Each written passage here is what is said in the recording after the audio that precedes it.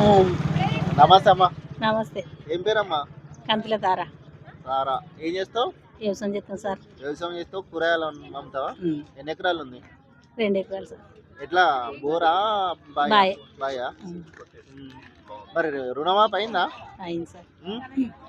మరి ఇప్పుడు కేసీఆర్ ఉన్నప్పుడు మంచిగా ఉందా, రేవంత్ రెడ్డి వచ్చినాక మంచిగా ఉందా? ఎవరి ప్రభుత్వం వాళ్ళది. అంటే ఎవరి ప్రభుత్వం వాళ్ళదంటే అప్పటికి ఇప్పటికి తేడా ఉంటుంది కదా. ఇక రేట్లు పెరుగుతూనే ఉన్నాయి. జాగలకు తక్కువైనాయి అంటారు. నిజమేంతనో అవద్దంత అమ్ముకున్న వాళ్ళకి తెలుసు. అది మనం అమ్మలేము, కొరలేము. ఇందిరా మిల్లు వస్తున్నాయా? వస్తున్నాయి సార్. బిల్లులు పడుతున్నాయి అట్నా? పడుతున్నాయి. రేషన్ కార్డులు వచ్చినాయా కొత్తగా? వచ్చినాయి.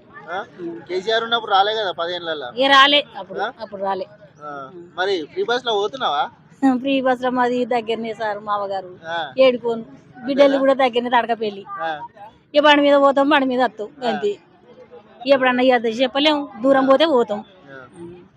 ఇంకా మరి సన్నబియ్యం వస్తున్నాయి? అవును, వస్తున్నాయి సార్. మంచిగా ఉంటున్నాయా?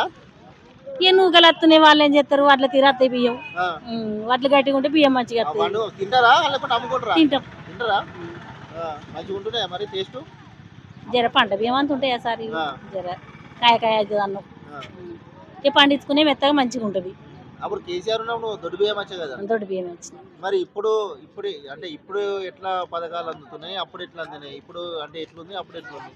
ఇప్పుడు సన్న బియ్యం వస్తున్నాయి, బస్సు ఫ్రీ పెట్టిండు, కొన్ని జాబ్లు ఇచ్చిండు చదువుకున్న పిల్లలకు.